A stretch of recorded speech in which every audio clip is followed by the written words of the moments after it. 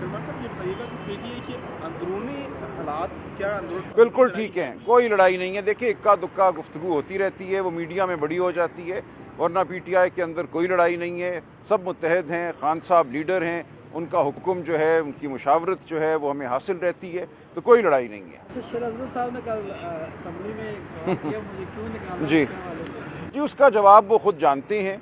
ये थोड़ा सा मासूमियत का वो इजहार कर रही हैं, लेकिन कोई नहीं, वो बात सामने आ जाएगी। और है वो बिल्कुल, खान साहब कोई फैसला बग़ैर वजह के नहीं करते, कोई ठोस वजह होती है तो फैसला होता है। तो सर बताइएगा, ये जो जजेस को लगाया गया सुप्रीम कोर्ट में, और उन्होंने इस तरह कहा है कि जिस तरह जुडिशरी को अपने कंट्रोल में, क्या फिर जितने भी फैसले होंगे वो फिर हुकूमत की?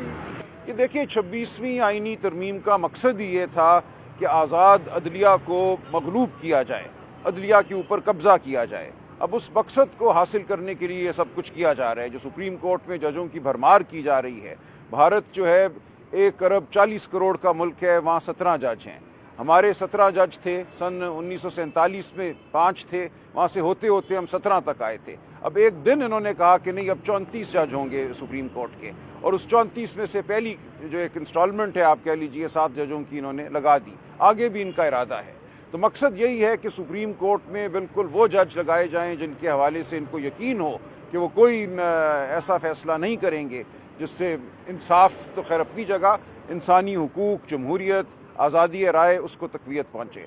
तो हम ज़ाहिर है इसके ख़िलाफ़ लड़ते रहेंगे। हमने इसकी मुखालफत 26वीं तरमीम की पहले भी की थी, अब भी हम करते हैं। सियासी सतह पे भी करेंगे, कानूनी सतह पे भी करेंगे, इल्मी सतह पे भी करेंगे। सर ये बता दें कि जो पार्टी से निकाला गया, तो उसमें भी मियां नवाज शरीफ वाला जो बयानी है वो मुझे क्यों लगा है? जी ये सवाल हो गया ना, मैंने अर्ज़ कर दिया कि ये मासूमाना सवाल है। वजूहात वो जानते हैं, खान साहब किसी ठोस वजह के बग़ैर ऐसा फ़ैसला नहीं करते। तो ये बात कोई ऐसी ढकी छुपी नहीं है। जो भी वाक़यात हैं उनके इल्म में भी हैं और आपके इल्म में भी अगर नहीं है तो आ जाएंगे। अच्छा ये बता दें, जब भी खान साहब की कॉल आती है तो पंजाब में जो आपके रहनुमा वो नहीं निकलते, सिर्फ कारकुन निकलते हैं, तो इस हवाले से क्या कहेंगे आप? नहीं, बिल्कुल निकलना होगा, हर एक को निकलना होगा। ये तो नहीं हो सकता कि सिर्फ कारकुन निकलें।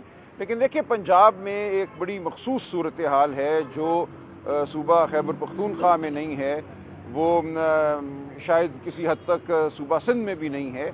यहाँ पे जो फस्तायत है, जिस तरह किसी भी कॉल से चंद दिन पहले छापे पड़ते हैं, घरों को तोड़ा जाता है, लोगों को अगवा किया जाता है, ये एक ऐसी सूरत हाल है जो ज़िया के मार्शल लॉ के बदतरीन दौर में भी नहीं थी।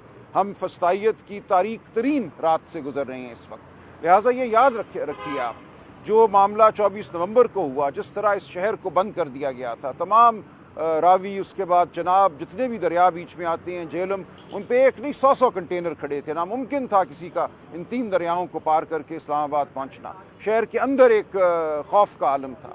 तो ये एक ऐसी सूरत हाल है जिसके हवाले से इमरान खान साहब ने चीफ जस्टिस पाकिस्तान को ख़त भी लिखा है, और वो ख़त अब नज़र ये आ रहा है कि पिटिशन के तौर पे उसको सुना जाएगा।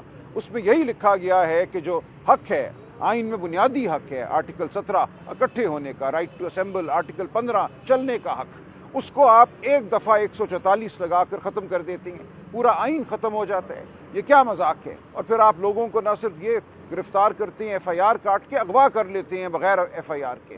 तो इस वक्त इस मुल्क में आइन कानून जो है अमलन ख़त्म हो चुके हैं। तो ऐसी सूरत में जो आपको नज़र आती है कि लोगों के लिए निकलना मुश्किल होता है कि अगवा शुदा शख्स कैसे निकलेगा बाहर। तो इन तमाम वाक़यात को सामने रखिए। इंशाअल्लाह आगे हम अपनी जद्दोजहद जारी रखेंगे, और आप देखेंगे कि अवाम की एक पहले से कहीं बड़ी तादाद जो है वो अब इस तमाम निज़ाम से नाला है, वो इस निज़ाम के ख़िलाफ़ उठने को तैयार है और वो उठेगी।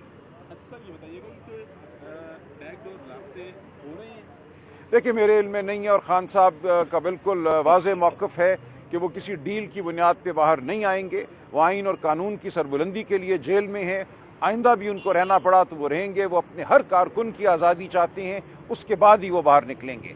लिहाजा ये डील वगैरह की बात, बनी गाला की बात वो मुस्तरद कर चुके हैं। हम कानून आइन की जंग लड़ेंगे और कानून और आइन की बुनियाद पर ही बाहर आएंगे। ये जो अपोजिशन जमातों का ग्रैंड अलायंस हुआ है, इसका मकसद क्या है? क्या اس کا مقصد یہی ہے کہ جو فسطائیت کا عالم ہے اس کا ہم مل کر مقابلہ کریں، اور یہ بہت ہی میں سمجھتا ہوں خوشائند بات ہے. پوری قوم اس نقطے پر اب متفق ہے کہ اس ملک میں نہ شرافت رہی ہے، نہ آئین رہا ہے، نہ قانون رہا ہے. ہم سب مل کر اس کے خلاف لڑیں گے.